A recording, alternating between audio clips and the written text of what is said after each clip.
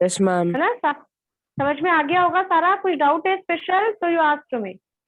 Yes ma'am. क्योंकि इस बार का लेक्चर भी थोड़ा शॉर्ट था। Only we study the factors affecting photosynthesis and some activities.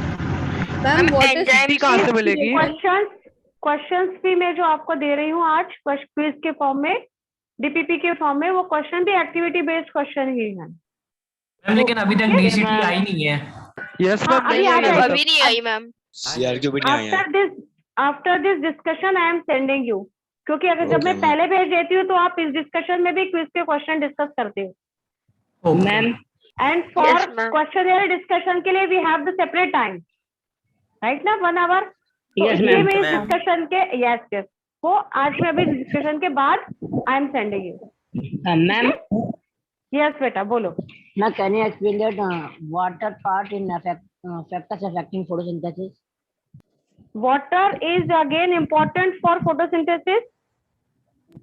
हमने देखा था अगर वाटर बहुत कम हो जाएगा तो भी इट बिकम हार्मफुल, और वाटर बहुत ज्यादा हो जाएगा तो भी इट बिकम हार्मफुल। हम टर्जिड और फ्लासिड वाली यहाँ पे थ्योरी आ जाएगी। हाँ, टर्जिड और फ्लासिड वाली थ्योरी आएगी। गार्ड सेल टर्जिड हो रहे हैं या फिर गार्ड सेल फ्लासिड हो रहे हैं। पानी कम हो जाएगा मतलब अवर गार्ड सेल बिकम फ्लासिड, और गार्ड सेल फ्लैसिड हो गए मतलब मेरा स्टोमेटा क्लोज हो गया। लेकिन पानी ज्यादा होने से क्या हो जाएगा? वाटर लॉगिंग हो जाएगा ना, पौधा गल जाएगा। पौधा गल जाएगा। तो सॉइल, हाँ, प्लांट और सॉइल के अंदर जो एयर स्पेसेस है पार्टिकल्स के बीच में, वहां सारा पानी भर जाएगा, तो हवा का कमी हो जाएगा और रूट्स जो है वो सारे धीरे धीरे खराब होने लग जाएंगे। मैम अगर वाटर कंटेंट ऐसा तो मैम इसमें हमें डाउन एरो ही बनाना है मैम, जिससे अगर वाटर कंटेंट हाई है तो मैम फोटोसिंथेसिस की रेट लो हो रही है। देखो, वाटर ज्यादा है तो फोटोसिंथेसिस बढ़ेगा, कम है तो फोटोसिंथेसिस कम होगा, पर एक लिमिट तक।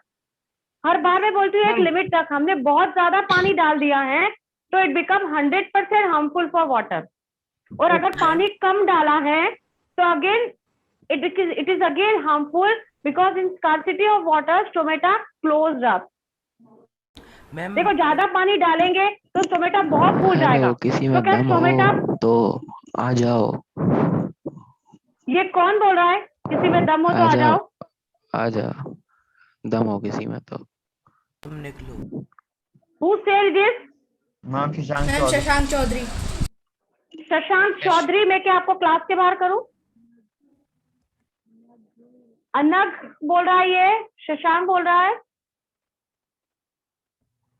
हम शशांक चौधरी मैम शशांक चौधरी बोल रहा था। मैम शशांक चौधरी। किसी में दम हो तो आ जाओ। In the what kind of language is using now? बेटा, क्लास में नहीं पढ़ना है तो आप नहीं पढ़ो, आप अलग हो जाओ। मैम सॉरी, गलती से माइक ऑन हो गया था। बेटा, तो ऐसी वर्ड्स बोलना ही क्यों है? माइक ऑन हो गया था। कहाँ बैठे हो आप? क्लास लेना है कि नहीं?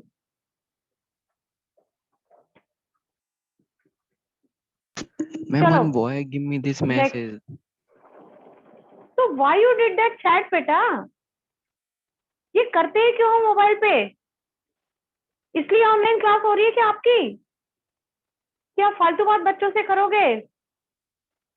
उसने आपको गलत मैसेज भेजा, आप उसको फिर गलत रिप्लाई कर रहे हो, तो आप में और उसमें अंतर क्या रह गया? फिर you just ignore that message. After the class you discuss the thing. Class is not for that kind of discussion. हर बार गलती करके सॉरी नहीं बोला जाता। No one can accept you sorry now. पूरा क्लास डिस्टर्ब कर देते हो आप। यस बेटा। तो मैम पानी का मैम टेम्परेचर का क्या इफेक्ट होता है फोटोसिंथेसिस पर? मैम एक एक करके बोले। देखा जाए तो अगर पानी को हम ज्यादा कर दें तो ऐसा हो सकता है कि गार्ड सेल्स बस्ट हो जाए, मतलब फट जाए। हाँ, बट ऐसा नहीं, ऐसा होता नहीं, क्योंकि कंडक्शन जो है एक लिमिट तक ही होगा।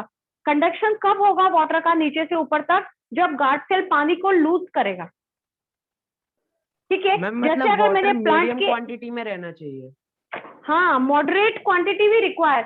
सपोज अगर मैंने यहाँ पर एक प्लांट का ये डायग्राम बनाया छोटा सा, और इसके अंदर मैंने I show that leaf also. Ma'am board बहुत ब्लर है। क्लियर नहीं आ रहा है। We make here, we make that side also. ये मैंने यहाँ बनाया, अब दिख रहा है यस मैम। Yes ma'am. ना? ये मैंने लीफ बनाया, यस ठीक। लीफ की सरफेस पर यहाँ स्टोमेटा था, मैं बना सकती हूँ यहाँ stomata. Wait just listen to me, you are getting all the things, just give me 1 minute. अब क्या हुआ, यहाँ पे स्टोमेटा की गार्ड सेल है, ये स्टोमेटा और ये बाजू वाली मेरी गार्ड सेल हो गई, ठीक। अब क्या हो रहा है, यहाँ से गार्ड सेल फूलेगी, है ना। गार्ड सेल अगर फ्लैसिड होगी तो स्टोमेटा बंद होगा, गार्ड सेल टर्जिड होगी तो स्टोमेटा खुलेगा, ठीक है। गार्ड सेल अगर टर्जिड है, मैं फिर लिख रही हूँ यहाँ पे, मेरी गार्ड सेल टर्जिड है तो क्या होगा बताओ जल्दी, स्टोमेटा ओपन होगा। और अगर गार्ड सेल फ्लैसिड है तो मेरा स्टोमेटा कैसा होगा, क्लोज होगा, ठीक है। मतलब टर्जिड कब होगा, जब पानी मेरा ज्यादा होगा, फ्लैसिड कब होगा, जब पानी मेरा कम होगा। क्या मैंने ये सही लिखा है, ठीक है। अब वाटर का कंडक्शन कब होगा, जब यहाँ से पानी बाहर निकलेगा।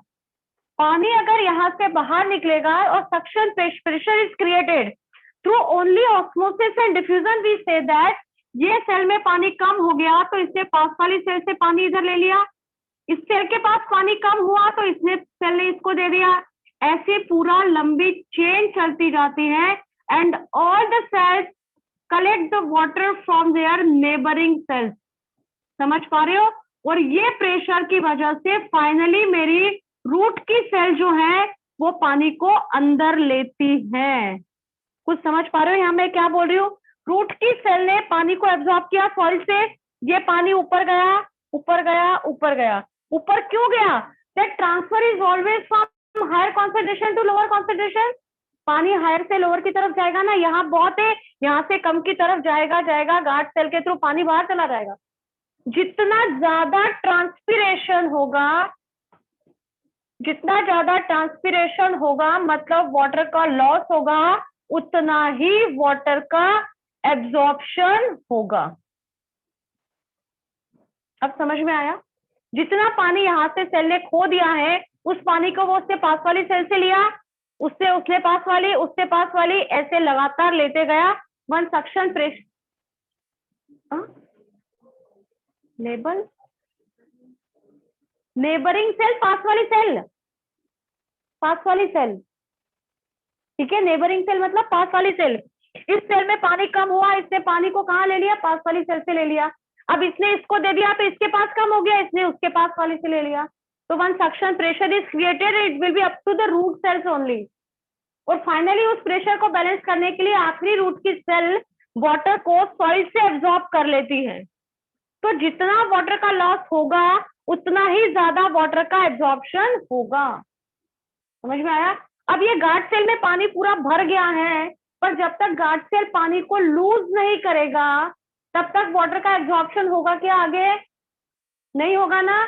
तो वाटर लॉगिंग हो जाएगा ना, conduction of water and minerals become soft somewhere, समझ गए। तो दोनों ही कंडीशन में वाटर नुकसान दे सकता है, बहुत ज्यादा भी नहीं होना चाहिए और बहुत कम भी नहीं होना चाहिए। Done this, next question. I think someone asked me about the temperature also, है ना। कोई मुझसे अभी टेम्परेचर के बारे में बात कर रहा था, मैंने बोला था 40 degree temperature is normal temperature where photosynthesis normally occur. अगर फोटो टेम्परेचर कम ज्यादा होगा तो भी low temperature inhibits the photosynthesis.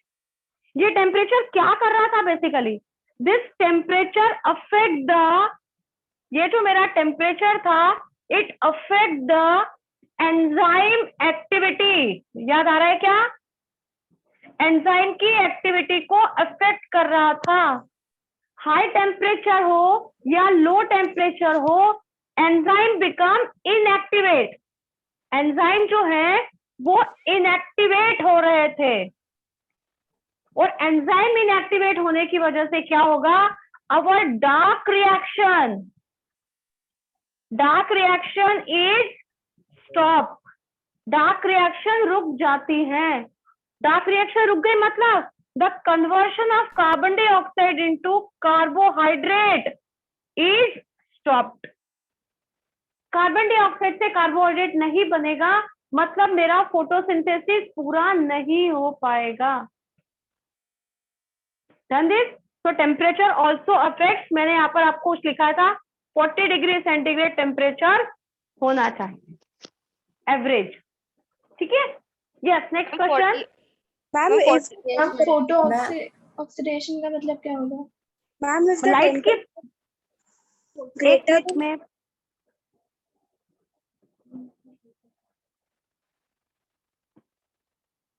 Yes बेटा, फोटो ऑक्सीडेशन मतलब the oxidation occur in the presence of light. जैसे हमने बोला था वाटर का ऑक्सीडेशन हुआ था, पानी टूटा था, ऑक्सीजन निकली थी, प्रोटॉन इलेक्ट्रॉन बने थे, ऐसे ही और भी सब्सटेंस का धीरे धीरे ऑक्सीडेशन होना शुरू हो जाता है, ठीक है। Next question. मैम तो ऑक्सीडेशन हो रहा है तो मैम वो बुरा क्यों है फोटोसिंथेसिस के लिए? अब आप बताओ, जितना पानी है सारा टूट के ऑक्सीजन निकल जाएगी, तो पानी को हमको कहीं और भी तो यूज करना है ना, कि सारा पानी यही तोड़ देंगे, और इतनी सारी एनर्जी कहाँ तक कितनी बना पाएंगे, उस एनर्जी को कंज्यूम भी तो करना है हमें, क्योंकि उतना डार्क रिएक्शन का भी होना जरूरी है, और उसके लिए हमारे पास उतना कार्बन डाइऑक्साइड भी होना जरूरी है। यस मैम, ओके मैम, ठीक है। Yes, next question. एक चीज पूछनी है मैम, CO2 बोलो बोलो। मैम ज्यादा CO2 टॉक्सिक क्यों होता है प्लांट के लिए? ज्यादा CO2 टॉक्सिक क्यों होगा बताओ? Carbon dioxide, increase carbon dioxide में causes the global warming, ma'am वो तो टेम्परेचर बढ़ जाएगा ना, इन्वायरमेंट के लिए है, पर क्या बॉडी में, प्लांट बॉडी में इफेक्ट नहीं पड़ेगा? Carbon dioxide is also toxic ना। यस मैम, बहुत ज्यादा अमाउंट में अगर कार्बन डाइऑक्साइड होगा तो वो भी उसके लिए टॉक्सिक होगा। यस मैम, ओके मैम, है ना। तभी हमने कभी सुना है रात के समय plant release the carbon dioxide. Yes ma'am, है ना। तो जो जितना वो कंज्यूम कर सकते हैं उतना ही करेंगे ना, rest of the carbon dioxide they again release out in the nature only. Yes ma'am, okay ma'am, तो बहुत ज्यादा एक्स्ट्रा अवेलेबिलिटी उनको होती ही नहीं है। Okay ma'am, okay ma'am. Next question. आप अनम्यूट कर दो मैम। यस बेटा। मैम इनहिबिट का मतलब क्या होता है? इनहिबिट मतलब अपोज करना, रोकना। रोकना, ओके मैम। मैम कोई ब्रॉड लीफ वाला प्लांट का एग्जांपल दे सकती हैं आप? ब्रॉड लीफ अपना मनी प्लांट होता है बेटा, आपका मनी पीपल का प्लांट। पेड़ होगा। हाँ, पीपल का पेड़ है, बरगद का पेड़ है, या अपना जो चाइना रोज देखा है वो भी बड़ा बड़ा लीफ होता है उसका। है ना, कोई भी लीफ जिससे आप प्रॉपरली स्ट्रिप, ब्लैक स्ट्रिप लगा सको। Yes ma'am. है ना। अब देखो प्रैक्टिकली लगाते समय क्या होता है, हम किसी प्लांट की ये लीफ के ऊपर यहाँ हमने अगर काली पट्टी लगा देनी है, ब्लैक पेपर लगाना है, तो आप कैसे लगाओगे? ब्लैक पेपर चिपका दोगे सेलो टेप से, वो तो प्रॉपर नहीं स्टेबल हो पाएगा। हम क्या करते हैं, एक स्लाइड होती है कांच की slide, everybody know the slide. ऐसी दो स्लाइड लेते हैं, एक स्लाइड को पहले रखा नीचे, इसके ऊपर मैंने ये पत्ता रखा लीफ, और इसके ऊपर ब्लैक पेपर रखा, इसके ऊपर एक और स्लाइड रख दी। राइट, जैसे मेरे को सैंडविच बनाना है, नीचे एक स्लाइड रखी है, फिर लीफ है, मतलब ब्लैक पेपर है, उसके ऊपर लीफ है, फिर एक ब्लैक पेपर है, और फिर ग्लास की स्लाइड है। समझे? है ना। मैं लेयर्स में बताऊं तो ये पहले हो गए मेरी स्लाइड, है ना। स्लाइड के ऊपर मैंने लगाया अपना ब्लैक पेपर, ब्लू मार्कर, ये सी।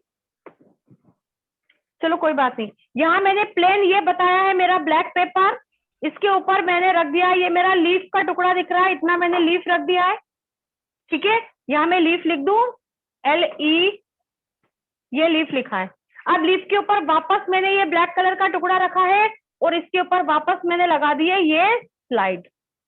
अब और यहाँ पे रबर बैंड लगा के पैक कर दो, तो लीफ बिकम स्टेबल। अब वो ब्लैक पेपर कहीं भी डिस्टर्ब नहीं होगा, पता पड़ा हवा आया तो पेपर उड़ गया, तो हमारा एक्सपेरिमेंट फेल हो जाएगा।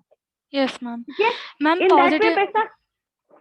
पॉजिटिव स्टार्च मतलब कि लीफ ब्लू और ब्लैक हो रही है, और नेगेटिव स्टार्च मतलब वो येलो ही रह रही है। हाँ, वो जैसी है वैसी रहेगी, उसमें तो कलर में चेंज देखने को नहीं मिलेगा। Okay ma'am, thank you. ठीक है, ओके नेक्स्ट।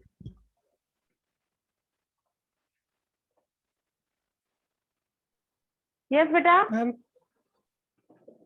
आवाज आ रही है? आ रही है, बोलो आप। यस मैम, मैं ये पूछ रहा था कि मैम लाइट की जो इंटेंसिटी है वो अपन इंक्रीज या डिक्रीज कैसे कर सकते हैं, मतलब अलग अलग लाइट नहीं की अलग अलग इंटेंसिटी होती है क्या? हम अगर नेचर में देखते हैं तो धूप ज्यादा हो गई, गर्मी ज्यादा हो गई तो लाइट की इंटेंसिटी भी बढ़ेगी ना बेटा।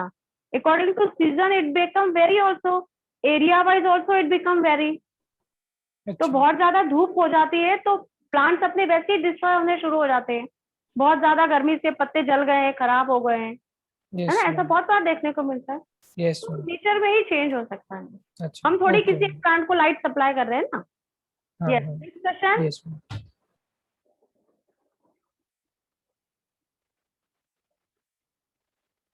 नेक्स्ट बेटा।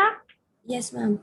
मैम मुझे पूछना था मैम, डेजर्ट प्लांट्स में मैम आपने कहा मैम फ्लैसिड कंडीशन में एक्सचेंज ऑफ गैसेस नहीं होगा अगर स्टोमेटा ओपन नहीं होगा, तो फिर मैम डेजर्ट प्लांट्स में कैसे होता है फोटोसिंथेसिस? अच्छा बताओ, डेजर्ट प्लांट में leaf are modified into spine.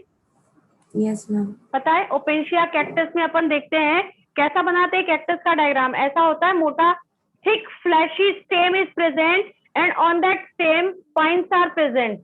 अब ये जो कांटे हैं they are the modification of leaf.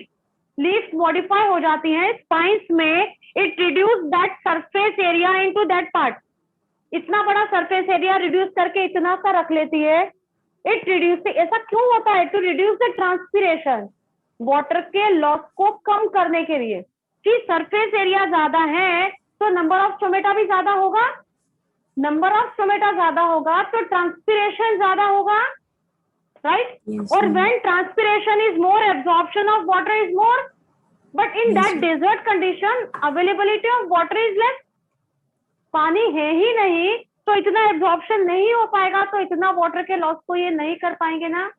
So to conserve the loss of water, that leaves are modified into spines. ठीक है, समझ में आया? तो उनको तो कम ही करना है वाटर का लॉस, इसलिए स्पाइन में कन्वर्ट हुई है। और मेरी जो स्टेम है वो थिक, फ्लैशी और ग्रीन कलर की हो गई है। तो फोटोसिंथेसिस कौन कर रहा है उसमें? स्टेम कर रही है, लीफ थोड़ी कर रहे हैं। Okay ma'am. और मैम पर वहाँ पे टेम्परेचर भी ज्यादा होता है तो मैम फिर वो भी फोटोसिंथेसिस पे अफेक्ट करेगा? हाँ, तो टेम्परेचर ज्यादा होगा तो भी फोटोसिंथेसिस इनहिबिट करेगा। तो देखो उन प्लांट में कहीं फ्रूट का फॉर्मेशन थोड़ी हो रहा है, फ्लावर भी बहुत रिड्यूस फॉर्म में देखने को मिलते हैं। और ज्यादा स्टार्च बनेगा तो वो स्टार्च किस में स्टोर होगा? फ्रूट के फॉर्म में स्टोर होगा, जिसको हम यूटिलाइज कर पाएंगे। और लीव्स में तो स्टार्च का कंटेंट कंपेरेटिवली कम होता है, स्टोर्ड फूड नहीं है ना बेटा।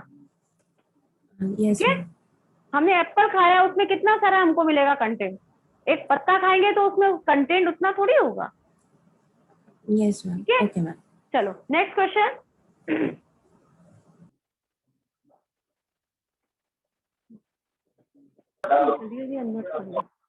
यस बेटा,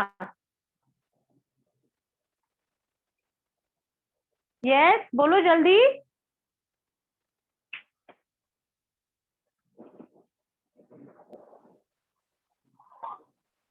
मैम यस बेटा।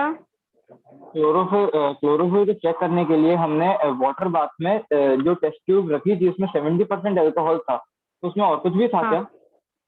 नहीं, सिर्फ अल्कोहल में होता है।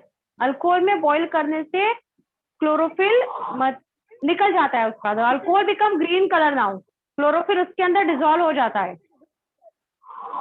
ओके। और मैम वो ब्लू और रेड लाइट में फोटोसिंथेसिस का रेट सबसे हाई होता है और ग्रीन लाइट में कम होता है, तो जो visible light, white light plant absorb करता है उसी के जो कॉन्स्टिट्यूएंट्स होते हैं उसका कंपैरिजन है ना ये? हाँ, उसी का कंपैरिजन, क्योंकि क्लोरोफिल विजिबल लाइट की इस रेंज तक एब्जॉर्ब कर पाता है क्लोरोफिल पे भी। ठीक है, okay ma'am, thank you. Next question. Ma'am जब आप एक्सपेरिमेंट का बता रहे थे तो आपने उसमें वाटर बाथ का मतलब पानी में बॉईल करने का था कि बॉइल्ड पानी में डिप करना। मैम सॉफ्ट कैसे हो जाता है उससे लीफ, ऐसा क्या? वो जो लीफ हार्ड होती है वो बॉइल्ड वाटर में डिप करने से थोड़ा सा सॉफ्टनेस आ जाता है उसमें। अब जब आप एक्टिविटी करोगे तब आपको ये सब देखने को मिलेगा, पर अभी तो स्कूल बंद है, लैब नहीं है, कुछ पता नहीं कब क्या हो पाएगा।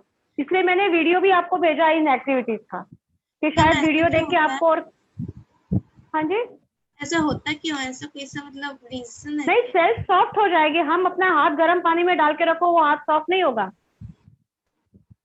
होता है, टेम्परेचर का इफेक्ट करता है, पानी का इफेक्ट करता है। Okay ma'am. ठीक है, ऑस्मोसिस डिफ्यूजन होता है। आप सर्फ में ज्यादा देर तक काम करोगे, बहुत देर तक आपने कपड़े धोए हैं या गीले में हाथ काम किया है, आपके हाथ की उंगलियां, स्किन ऐसे श्रिंक होती हुई दिखेगी, बहुत रिंकल्ड हो जाएगी आपकी स्किन। ठीक है, तो वैसे ही प्लांट को भी हम लीफ को डिप करेंगे तो उसमें भी इफेक्ट देखने को मिलेगा। Yes, next question.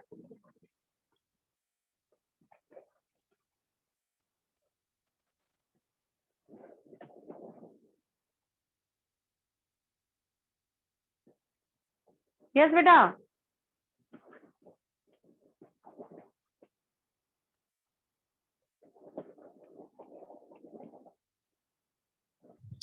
Excuse me ma'am. Yes बेटा। मैम जब प्लांट पहले से उसमें स्टार्च प्रेजेंट होता है तो वो पूरे यूनिफॉर्मली पूरी लीफ में स्प्रेड हो जाता है क्या? हाँ हाँ, लीफ में है, जहाँ जहाँ क्लोरोफिल है वहाँ वहाँ स्टार्च बनेगा। नहीं मैम, वहाँ अगर आपको मिलेगा मत। मैम जैसे हाँ, बोलो, वेरिएटेड लीफ है तो क्लोरोफिल मतलब जो स्टार्च प्रोड्यूस होगा वो पूरी लीफ में इक्वली स्प्रेड हो जाएगा? नहीं, ग्रीन पार्ट में रहेगा, वो हम वेरीगेटेड लीफ बोलते हैं, वेरिएटेड नहीं बोलेंगे पहली बात तो। वेरीगेटेड लीफ जिसमें येलो ग्रीन या हमको कुछ शेड दिख रहे हैं दूसरे कलर के, तो जहाँ पर क्लोरोफिल पिगमेंट होगा वहां पर स्टार्च का फॉर्मेशन होगा, तो वहां उस एरिया में हमें पॉजिटिव टेस्ट देखने को मिलेगा। वो ब्लू या ब्लैक कलर में वो लीफ का पार्ट कन्वर्ट हो जाएगा। अभी मेरे पास आयोडीन का सॉल्यूशन नहीं है, नहीं तो मैं आपको एक्टिविटी करके भी दिखा देती। ठीक है, क्योंकि लॉकडाउन है, वहां भी बंद है, नहीं तो वहां हमारे पास केमिकल होते हैं, तो वहां भी हम एक्टिविटी शो करके दिखाते हैं। ठीक है, शायद फ्यूचर में भी शो यू। हाँ बेटा। मैम फिर हमने उसे डार्क रूम में क्यों रखा था? क्योंकि मैम पहले से भी उसमें स्टार्च प्रेजेंट होता है तो तब भी ग्रीन पहले से था। अब देखो, डार्क रूम में रखने से क्या हुआ, लीफ डिस्चार्ज हो गई। डिस्चार्ज हो गई मतलब नया फोटोसिंथेसिस नहीं हुआ, तो नया स्टार्च नहीं बना। एक बात समझ में आई, क्योंकि अंधेरे में था। यस, ठीक है, बट अंधेरे में रखने से जो स्टार्च पहले से प्रेजेंट था, that starch means food nutrient, that starch is utilized by the plant itself. Your plant make the food for their own and for all other organisms also. अब यहाँ पे अदर की तो बात छोड़ो, जो स्टार्च उसकी बॉडी में बना है वो खुद भी तो कंज्यूम करेगा ना कुछ अमाउंट में to get the energy. Yes ma'am. ठीक है, अब डार्क रूम में रखने से क्या हुआ, जो स्टार्च था उसको प्लांट ने यूटिलाइज कर लिया और नया स्टार्च बना नहीं, तो फाइनली वेरी लीफ में स्टार्च का कंटेंट बहुत ही मिनिमाइज हो गया ना। Yes ma'am. ठीक है, लेकिन हम अगर हम वो वाली लीफ लेते मतलब पहले से जिसमें स्टार्च प्रेजेंट था, तो मैम वो उसमें हम टेस्ट हम नहीं कर पाते। हाँ, उसमें नहीं कर पाते ना, अगर आप अंधेरे में नहीं, स्टार्च में लीफ हुआ ही नहीं है, तो अगर आपने बाहर रख दिया है, डायरेक्ट लाइट में रखे हुए प्लांट की लीफ के साथ अगर आप लेके करोगे तो थोड़ा सा आपको चेंज देखने को मिलेगा। क्योंकि वो डिस्चार्ज तो हुई नहीं है, फिर नया स्टार्च किसी पार्ट में बना है किसी में नहीं बना है, तो वहां पे थोड़ा सा चेंज आ जाएगा। Okay ma'am. दूसरी एक्टिविटी में भी मैंने बताया था कि पहले हम उसको डार्क में रखते हैं टू डिस्चार्ज द लीफ, फिर वापस उसको धूप में रखा ना। यस। हाँ, बोलो नेक्स्ट क्वेश्चन। मैम एक ये डाउट था कि अगर हम 40 डिग्री सेल्सियस से ज्यादा टेम्परेचर लेंगे तो मैम फोटोसिंथेसिस लाइट रिएक्शन तो होगा मैम, डार्क रिएक्शन नहीं होगा ना बस? हाँ, लाइट रिएक्शन हो जाएगा बट डार्क नहीं हो पाएगा। तो मैम हम कह सकते हैं कुछ हद तक फोटोसिंथेसिस हुई और फिर स्टॉप हो गई? नहीं, देखो फोटोसिंथेसिस का मेन एम क्या होता है, to make the starch, to make the glucose. Yes ma'am. क्या हमारा एम सिर्फ इतना ही है कि ऑक्सीजन को निकाल के बाहर करना और वाटर के मॉलिक्यूल को तोड़ना? ये तो हमारा कोई एम नहीं था, है ना। Yes ma'am. फोटोसिंथेसिस कंप्लीट हुआ कब बोलेंगे, when dark reaction is completed and in high intensity of light वो नहीं हो पाएगा। ओके मैम, ठीक है। Thank you ma'am. Yes, next question.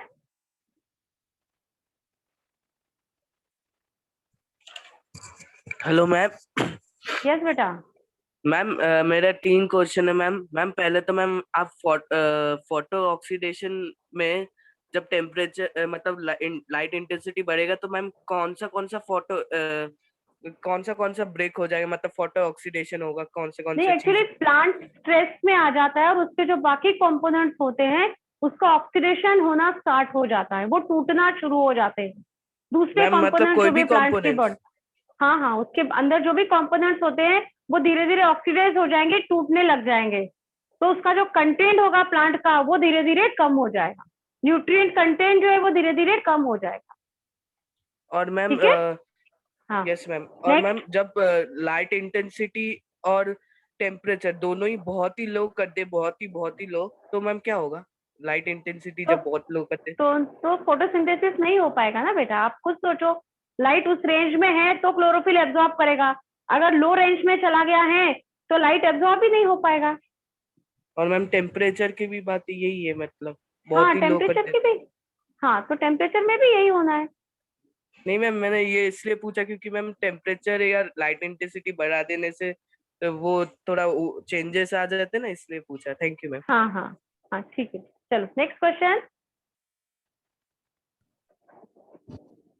Ma'am मैं ये कह रहा था कि हाँ जैसे अगर हम 40 डिग्री से ज्यादा 40 डिग्री सेल्सियस से ज्यादा टेम्परेचर करेंगे तो मैम उसमें कुछ लाइट रिएक्शन होगी नहीं होगी?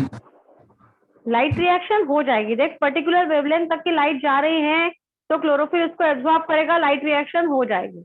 बट उससे ज्यादा रेंज की लाइट जाएगी तो वो फिर लाइट रिएक्शन भी नहीं हो पाएगा, क्योंकि क्लोरोफिल उस लाइट को एब्जॉर्ब ही नहीं कर पाएगा। मैम बस इसमें डार्क रिएक्शन क्यों नहीं हो पाती? डार्क रिएक्शन इसलिए नहीं हो पाएगी बेटा क्योंकि कार्बन डाइऑक्साइड से जो ग्लूकोज बना है, ये सारी एंजाइमेटिक एक्शन है ना, it is a cyclic process. बहुत सारी रिएक्शन होती हैं, हर रिएक्शन में एंजाइम का इन्वॉल्वमेंट होता है। हाई टेम्परेचर पे क्या होगा, enzyme become inactivate, enzyme denatured हो जाते हैं, मतलब एंजाइम का स्ट्रक्चर चेंज हो जाता है। अब थोड़ा सा और सुन लो, एक हमको पता है all enzymes are protein and all proteins are not enzyme. Dialogue याद हुआ? फिर से सुनो, मैंने क्या बोला? All enzymes are protein. मैं यहाँ जितने भी एंजाइम लिखूंगी वो सारे एंजाइम कैसे हैं? मेरे प्रोटीन है। We know that these proteins are formed by amino acid. ये पता है आपको? प्रोटीन किससे मिलके बनते हैं? अमीनो एसिड से।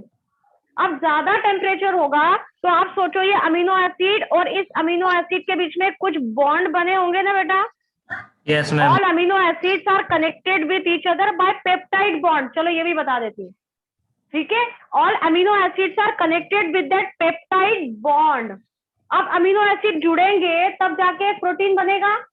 अब हो सकता है ये अमीनो एसिड 20, 25, 50, 100, 500 कितने अमीनो एसिड जुड़ते हैं तब जाके एक प्रोटीन का मॉलिक्यूल बनता है, और फिर वो protein act as an enzyme, वो एंजाइम की तरह काम कर रहा है।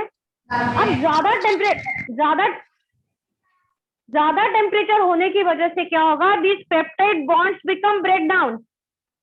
ये बॉन्ड टूट जाएगा तो मेरा अमीनो एसिड की जो चेन है वो टूट जाएगी ना, तो मेरा प्रोटीन जो बनना चाहिए वो नहीं बनेगा ना, और वो प्रोटीन नहीं बना मतलब मेरा एंजाइम जो था काम कर रहा था वो नहीं कर पाएगा ना, क्योंकि एंजाइम के स्ट्रक्चर में चेंज आ गया है। इसको बोलते हैं डीनेचर्ड हो जाना, ठीक है? तो हाई टेम्परेचर पे enzyme become inactivate, its structure become disturbed, ठीक है? और कुछ पूछना है बेटा? मैं नेक्स्ट को ओपन करूं? हेलो, आवाज आ रही है? कुछ आवाज नहीं आ रही है। Next question.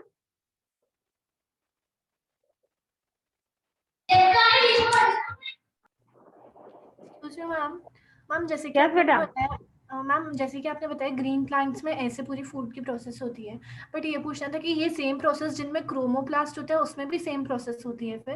लेकिन उसमें तो ये गार्ड सेल स्टोमेटा होगा ही नहीं ना, मतलब स्टोमेटा तो होगा बट क्लोरोफिल नहीं होगा ना उसमें। क्रोमोप्लास्ट में कैसी प्रोसेस जाएगी फिर?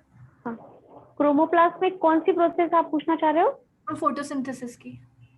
नहीं, क्रोमोप्लास्ट फोटोसिंथेसिस नहीं कर रहा है। तो मैम वैसे प्लांट्स में फूड कहाँ से आएगा फिर? क्योंकि उनमें तो food stored in leucoplast, food stored in leucoplast. Yes ma'am, लेकिन उनके बनेगा कैसे? हाँ।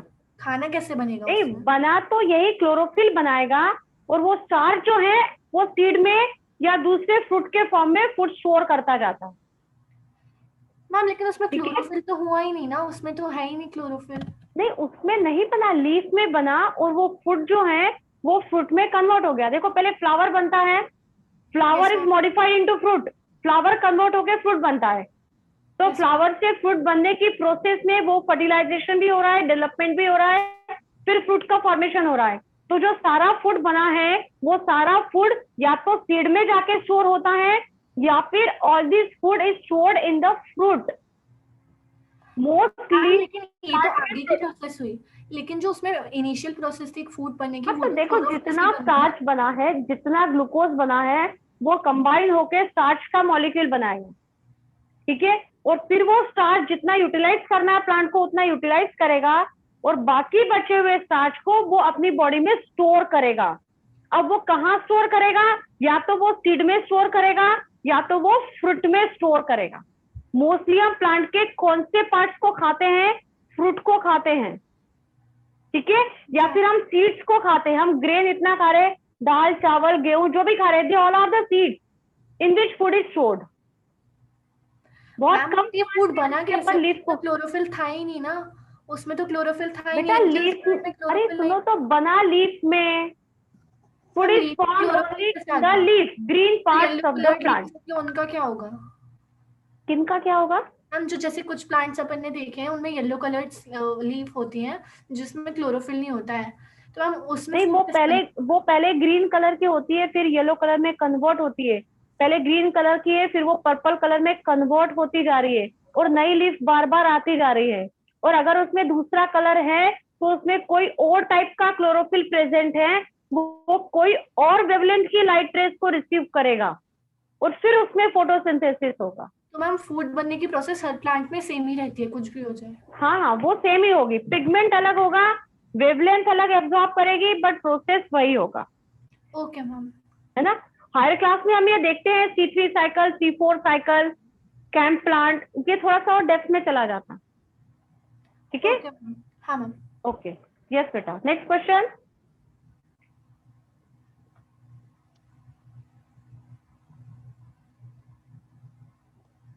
मैम। हाँ बेटा। मैम आयोडीन पॉजिटिव और नेगेटिव कब होता है, कैसे होता है? आयोडीन पॉजिटिव नेगेटिव नहीं होता है बेटा।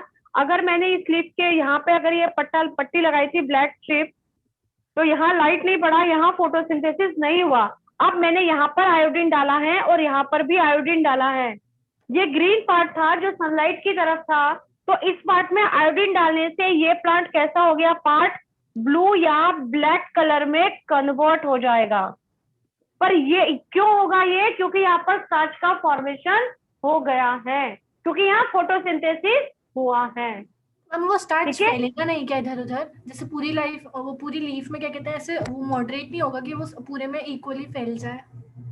नहीं, ऐसा नहीं, वहां बनते जाएगा ना, क्योंकि तेरे में नहीं हुआ इसलिए यहाँ बना ही नहीं है, बन ही नहीं पाया। तो हम उस बीच में जो गैप है उसे ओवरकम नहीं किया जाएगा कि स्टार्च इधर खिसक खिसक के मतलब पूरी लीफ पे स्प्रेड हो जाए? नहीं, ऐसा खिसक के नहीं होता है। जो कंडक्शन होता है उसके लिए पर्टिकुलर टिश्यूज भी have in our body, that is your phloem. Xylem और फ्लोएम आपने पढ़ा है ना, तो कंडक्शन ऑफ फूड फ्लोएम के थ्रू होगा ना। सेल्स थोड़ी आपस में ऐसे एक्सचेंज कर ले, चल आधी रोटी तू खा ले, आधी रोटी मैं खा लेती हूँ, ठीक है। Yes yes, next question ma'am. हाँ बोलो, ये बोलो बोलो। मैम KOH पोटेशियम हाइड्रोक्साइड होता है ना? हाँ हाँ मैम, और इंटेंसिटी क्या होता है? इंटेंसिटी क्या होता है या फिजिक्स वाले सर से पूछना, वो आपको ज्यादा अच्छे से बता पाएंगे। Ma'am enzyme.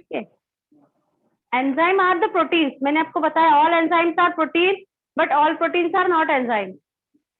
किसी भी एंजाइम की बात करूंगी वो प्रोटीन का ही बना होगा, पर सारे प्रोटीन एंजाइम की तरह काम करे ऐसा जरूरी नहीं है। मैम और टेम्परेचर जब 40 डिग्री सेल्सियस के आसपास होता है तब फोटोसिंथेसिस सही होती है? हाँ सही होती है। और मैम मैं कितनी बार बता चुकी हूँ। हाँ बोलो बोलो। Ma'am starch. क्या स्टार्च का क्या? यार एक बात सुनो, जब एक बच्चा क्वेश्चन पूछता है क्या उस समय बाकी सब बच्चे सुन नहीं रहे क्या? सिर्फ ऐसा नहीं है कि मैं क्वेश्चन नहीं, वेट बेटा, नहीं सुनाई सबको दे रहा है यार, सुन सब पाते हैं ना। Everybody listen the answer. अगर एक बच्चे ने एक क्वेश्चन पूछा है उसका आंसर अगर सबने सुना है तो हो सकता है आगे वाले 5 बच्चे का सेम वही क्वेश्चन हो। अगर एक टॉपिक पे 5 बच्चे सेम क्वेश्चन पूछ रहे हैं, मतलब जब मैंने पहली बार आंसर दिया वो चारों बच्चों ने उस आंसर को सुना ही नहीं है।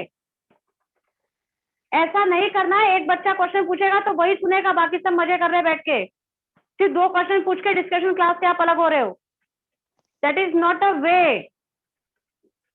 अगर एक क्वेश्चन क्लास में 5 बार पूछा गया तो ये गलत बात है ना। एक क्वेश्चन में एक बार समझाई हूं तो 5 बच्चों के क्वेश्चन अपने आप सॉल्व हो गए, क्योंकि 5 का सेम क्वेश्चन था। मैं डांट नहीं रही हूँ बेटा, मैं समझा रही हूँ। अगर कोई दूसरा बच्चा भी क्वेश्चन पूछता है तो you have to listen it carefully. हो सकता है आपको आपके 5 क्वेश्चन के आंसर बाकी लोगों ने पूछ लिए, आपको आंसर पहले ही मिल गए, तो आपको पूछना ही नहीं पड़ेंगे वो 5 क्वेश्चन आपके। आप you are getting the answer. तो ये तो प्रेजेंस ऑफ माइंड होना चाहिए ना अपना। इतने ही टाइम पीरियड में मैं और 10 क्वेश्चन सॉल्व कर पाऊंगी, अदरवाइज 5 रिपीट क्वेश्चन ही हर बार सॉल्व करती रह जाऊंगी। आप सोचो 200 students are attending the class, तो उतने में कितने बच्चों को कब तक कैसे रिस्पॉन्स दे पाऊंगी अगर एक ही क्वेश्चन को बार बार बताऊंगी तो, है ना। नहीं समझ आया तो आप पूछ लो एक बार, कोई बात नहीं, एक क्वेश्चन 3 बार भी बताऊंगी। चलो नेक्स्ट क्वेश्चन।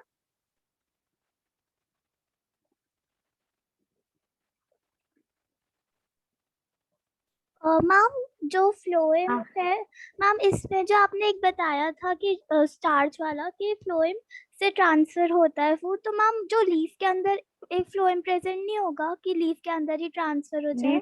लीफ के अंदर होगा ना फ्लोएम, बट फ्लोएम में भी आपको पता है phloem is form by 4 components. याद है कि आपको 9th का पढ़ा हुआ, tubes, companion cell, phloem fibre and phloem parenchyma. अब इसमें कंडक्शन के लिए कौन रिस्पॉन्सिबल है? Tubes. Yes ma'am. Few tubes are responsible. Brackets और वेसल्स तो मेरे जाइलम में थे, तो वो जो फ्यू ट्यूब्स जहाँ से सर्कुलेट हो रही है वहां से फूड का ट्रांसफर हो रहा है। Yes ma'am. पर पूरी लीफ में तो ऐसा नहीं हो पाएगा ना, क्योंकि लीफ भी अलग अलग टाइप की। मोनोकॉट लीफ में we find the parallel venation, reticular में हमको वो नेटवर्क के फॉर्म में मिलता है, तो अरेंजमेंट में भी डिफरेंस हो जाता है ना। तो कहीं ना कहीं तो सेल्स ऐसी मिलेगी जहाँ पर स्टार्च नहीं होगा, क्योंकि उस एरिया में फोटोसिंथेसिस नहीं हो पाएगा। Okay ma'am. और मैम बस एक चीज पूछनी है कि मैम टेम्परेचर, आपने बोला कि टेम्परेचर इंक्रीज होता है तो एंजाइम इनएक्टिव होते हैं, तो मैम अगर टेम्परेचर बहुत ज्यादा डाउन होता है तो भी एंजाइम्स इनएक्टिव होते हैं? हाँ, तो भी एंजाइम इनएक्टिव हो जाएंगे। Okay ma'am. और मैम जो हम डिप करते हैं बॉइल्ड वाटर में उसको सॉफ्ट करने के लिए लीव्स को, तो मैम उन्हें सॉफ्ट क्यों करना होता है, जरूरी क्यों होता है सॉफ्ट ताकि हम उसको हैंडल प्रॉपरली कर सकते हैं। अदरवाइज क्या होता है, हैंडल करने में वो फट जाता है या बहुत ज्यादा हार्ड हो जाता है, तो वो दिक्कत करता है। तो हम उसको प्रॉपर अरेंज करने के लिए डिप करते हैं। और मैम बस एक चीज मैं पूछती हूँ मैम, जो फोटो ऑक्सीडेशन होता है उसमें जो कंपोनेंट्स होते हैं, तो वो कंपोनेंट्स के एग्जांपल्स कोई है क्या? जो भी न्यूट्रिएंट है उस प्लांट के अंदर, जो भी कंपाउंड्स होंगे वो धीरे धीरे ऑक्सीडाइज होना शुरू हो जाते हैं, ओके उठना शुरू हो जाता है। Okay ma'am, thank you ma'am. Yes, okay. Anybody next question?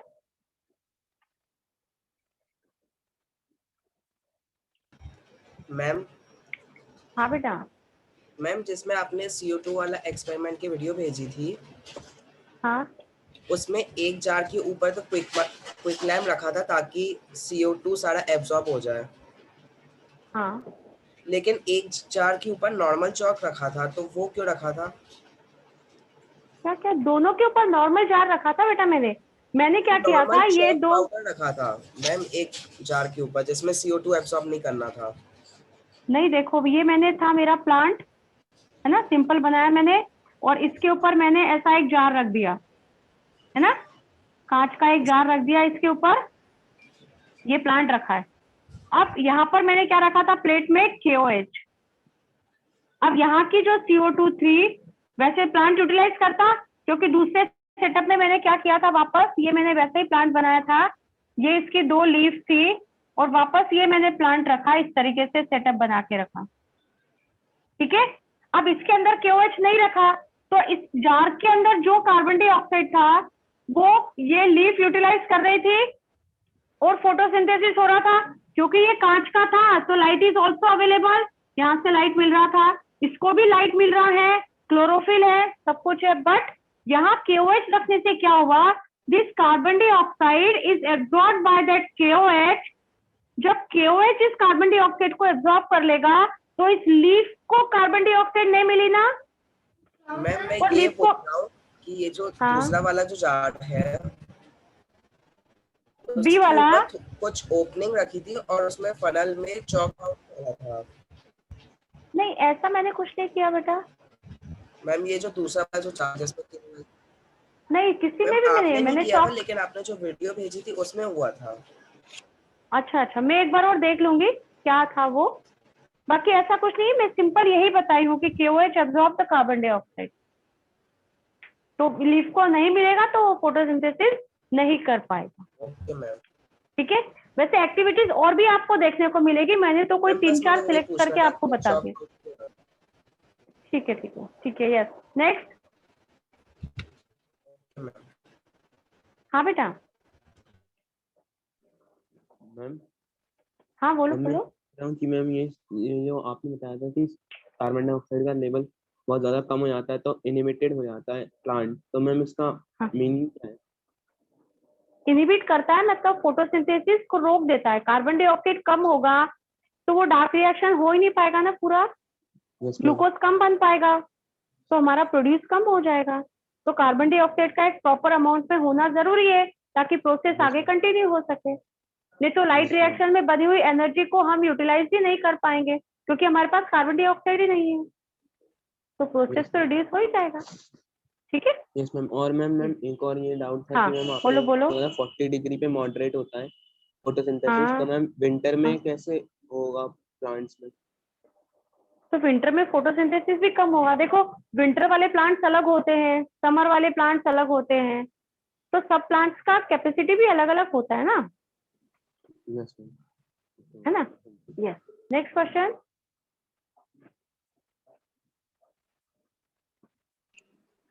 Excuse me ma'am. हाँ बेटा। मैम जैसे अगर हमें बोला है कि ऑटोट्रॉफिक न्यूट्रिशन और हिटोट्रॉफिक न्यूट्रिशन में हमें डिफरेंस करना है, तो मैम जैसे एक पॉइंट है कि मैम लाइक ऑटोट्रॉफिक प्लांट्स जो होते हैं मैम लाइक वो इनऑर्गेनिक सब्सटेंसेस से अपना फूड बना सकते हैं। मैम लाइक हिटोट्रॉफिक, मैम लाइक जो हिटोट्रॉफ्स होते हैं उसमें हम क्या लिख सकते हैं ma'am? Like they can not make like their food from the inorganic substance. हाँ हाँ, ऐसा लिख सकते हो, they not make their food, मतलब they never convert the inorganic food into organic food, they directly utilize the organic food from the nature। अब वो किसी से भी ले, हो सकता है वो एनिमल से ले दूसरे, या हो सकता है वो दूसरे प्लांट से ले, but they consume the organic food directly, they never convert the inorganic food into organic food. Yes ma'am. और मैम जो हाइड्रोफाइट्स होते हैं तो मैम लाइक वो अपने मैम लाइक उनको CO2 मैम लाइक वो डिसॉल्व CO2 यूज करते हैं मैम जो वाटर में होते हैं। डिसॉल्व CO2 यूज करते हैं और वाटर के अंदर कार्बन डाइऑक्साइड का अमाउंट ज्यादा होता है तो रेट ऑफ फोटोसिंथेसिस उसमें ज्यादा देखने को मिलता है। Yes ma'am. ठीक है। और एक्वेटिक प्लांट्स में स्टोमेटा भी बंद होते हैं, मतलब नहीं होते हैं ऐसा हम कह सकते हैं, कम होते हैं। Yes ma'am. ठीक है। Yes, next.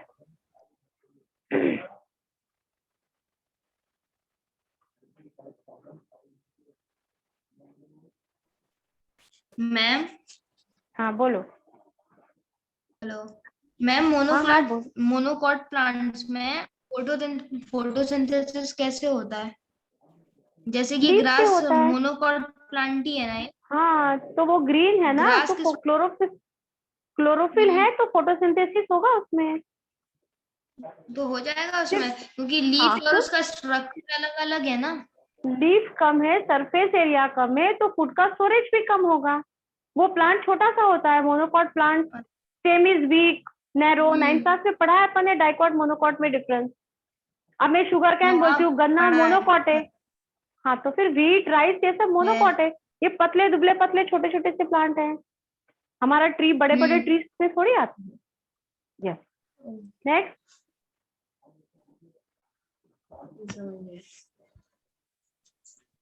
मैम मेरा ये क्वेश्चन था कि जैसे आपने बोला था कि जब पानी हम ज्यादा दे देंगे तो प्लांट के लिए हार्मफुल है, लेकिन प्लांट को जितनी जरूरत होगी पानी की वो चाहे तो उतना ही ले, बाकी पानी ले नहीं, तो उससे उसको क्या हार्म होगा? पर वो नीचे रूट्स और वो सब डिस्ट्रॉय होने लगेगा ना बेटा, एयर स्पेस भी कम हो जाएगा वहां से।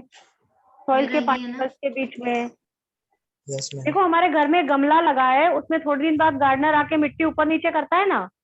Yes ma'am. आपने 8th में पढ़ा था टिलिंग, प्लगिंग, लेवलिंग, है ना? यस मैम पढ़ा टर्न द था। सॉइल मिट्टी को ऊपर नीचे करता है, क्यों? ताकि सॉइल प्रॉपर्ली एरेटेड हो जाए, सॉइल के अंदर प्रॉपर स्पेस बन जाए, ताकि वाटर वहां पर पूरी तरह से सेट हो सके।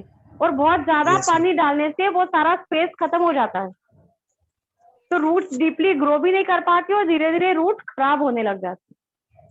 Yes ma'am. और मैम एक और क्वेश्चन था, जैसे आपने बोला कि अगर एक्सटेंसिव हम टेम्परेचर बढ़ा दें या कम कर दें तो फोटोसिंथेसिस रुक जाता है, तो फिर मैम जैसे डेजर्ट में प्लांट होती हैं और कोल्ड डेजर्ट में प्लांट होती हैं, तो उनमें मैम कैसे होता होगा, क्योंकि वो तो एक्सट्रीम कंडीशंस उस समय मैंने बताया ना बेटा, leaf are modified into spine, तो सरफेस एरिया वैसे ही कम कर दिया उन्होंने, ट्रांसपिरेशन कम हो गया है, वाटर का लॉस कम हो गया है, तो वाटर का एब्जॉर्प्शन भी कम हो जाएगा, तो उनको उतना ज्यादा वो एब्जॉर्ब करते ही नहीं है।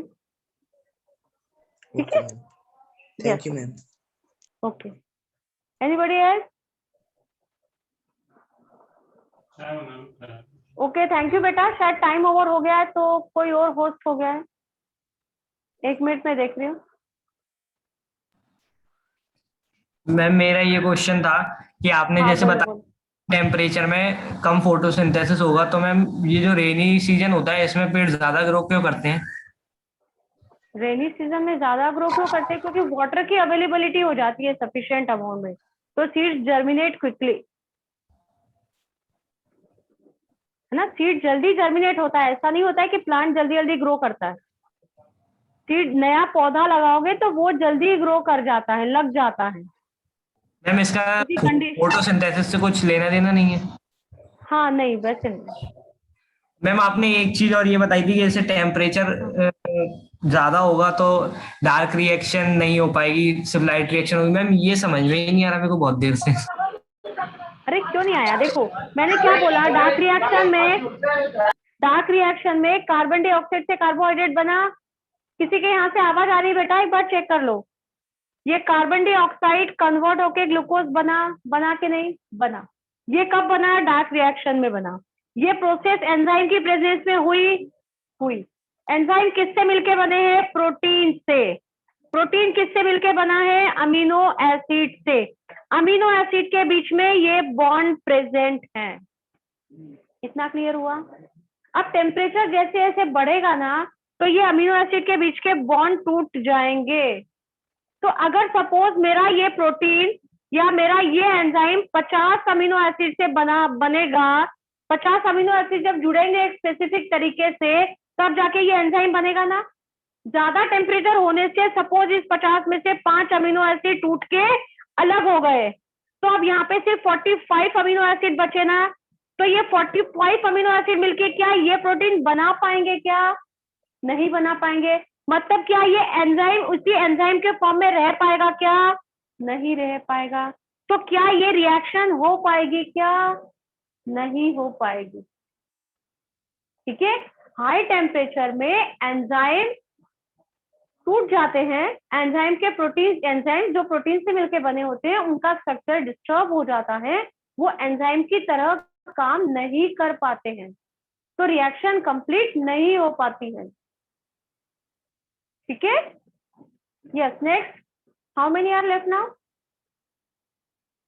Excuse me ma'am. हाँ बेटा। मैम क्लोरोफिल और लाइट रिस्पॉन्सिबल होती है फोटोसिंथेसिस के लिए। इस रिएक्शन को इसको प्रूव करने के लिए हमने जो एक्टिविटीज करी थी, उनमें पहले हमने डी स्टार्ट इसलिए करा था कि हम उन्हें क्लियरली देख पाए, मतलब आयोडीन के टेस्ट में। मैम अगर हम प्लेन लेते तो भी यही आता ना रिजल्ट, मतलब थोड़ा वीक आता। हाँ थोड़ा वीक आता, बाकी आ तो जाता, ऐसा नहीं कि नहीं आएगा। आप अभी भी कोई पत्ती उठाओ, उसके ऊपर आयोडीन डालोगे तो ब्लू ब्लैक कलर में कन्वर्ट हो जाएगा। Okay ma'am, thank you. ठीक है, बट वो प्रॉपर ऑब्जर्वेशन करना है तो वो उस तरीके को फॉलो करना। ठीक है, यस। Next question. मैम हमने पढ़ा है कि मैम टोमेटो जब पानी से भरे हुए रहते हैं तो मैम वो वाटर लूज करते हैं, तो मैम जब इस केस में उन्हें वाटर नहीं मिलेगा तो मैम क्या वो फिर से वाटर लूज करेंगे? नहीं, फिर नहीं कर पाएंगे ना, तो वाटर का एब्जॉर्प्शन भी नहीं होगा। स्टोमेटा बंद कब होंगे? जब स्टोमेटा फ्लैसिड होंगे, है ना। तो गार्ड सेल फ्लैसिड होंगे तब स्टोमेटा क्लोज हो जाएगा। स्टोमेटा क्लोज हो जाएगा तो बताओ पानी का लॉस होगा क्या? नहीं होगा। स्टोमेटा बंद हो गया, no gaseous exchange is occur, no loss of water is occur, तो no absorption of water is occur. ठीक है,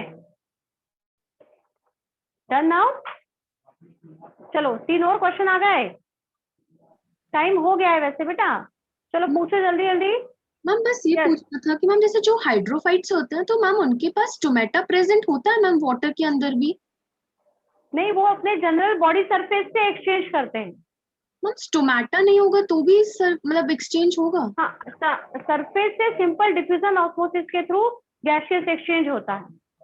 okay ma'am, thank you ma'am. ठीक है, यस, नेक्स्ट।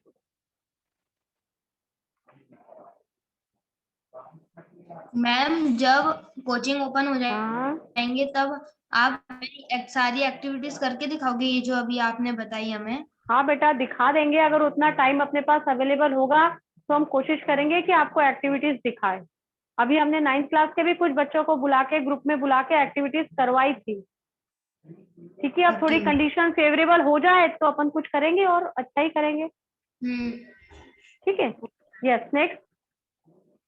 मैम ये शिखर कौन सी क्लास से स्टार्ट कर रहा है, मतलब ये 10 से ही? 6th क्लास बेटा, we start now this year. Shikhar start junior section also from 6, 7, 8, 9, 10 और आगे 11, 12 तो एवरीबॉडी नो, राइट? यस बेटा, मैम पिछले लेक्चर से डाउट है कि मैम जो प्लांट आपने बोला था कि लीव्स उन्हीं में मेसोफिलिक सेल जिनमें होता है उन्हीं लीव्स में होता है फोटोसिंथेसिस, पर मैम गार्ड सेल में भी तो क्लोरोफिल होता है तो उसमें भी होता होगा? उसमें पूरा नहीं हो पाता है ढंग से। गार्ड्स में बहुत कम अमाउंट में होता है क्लोरोफिल। Okay ma'am. तो मेन फोटोसिंथेसिस जो होगा उसके लिए लीव्स रिस्पॉन्सिबल होती है। Okay ma'am, thank you ma'am. ठीक है, yes, okay, thank you. Now I think all the questions are solve now. Thank you and have a nice day. एक क्वेश्चन रह गया, चलो बोलो जल्दी से। कैस्कुटा क्या होता है मैम? कस्कुटा अमरबेल, it is a parasitic plant बेटा। कस्कुटा अमरबेल, आपने ऐसा देखा होगा एक ये बड़ा सा अगर प्लांट लगा है तो इस प्लांट के ऊपर येलो कलर का ऐसा फाइबरस स्ट्रक्चर होता है जो ऐसा क्लाइंब किया हुआ रहता है। ये येलो कलर का जो फाइबरस स्ट्रक्चर है दैट इज योर कस्कुटा अमरबेल। Yes ma'am. आप सर्च करो, आपको इसका मिलेगा फोटो उस पे। कस्कुटा अमरबेल पैरासिटिक प्लांट। आपने दिखाया था मैम। हाँ, वो कितना दिखाया होगा। Thank you. ठीक है, ओके, थैंक यू तो and have a ma'am nice इसमें डे नाउ। फोटोसिंथेसिस कैसे होगा? Good afternoon. ये फोटोसिंथेसिस नहीं करता, it is heterotrophic, it get the food from other plant.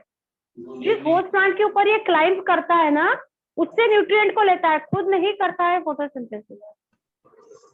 ठीक, yes, done now. Bye ma'am. Thank you ma'am. Bye, thank you ma'am, good afternoon. Okay.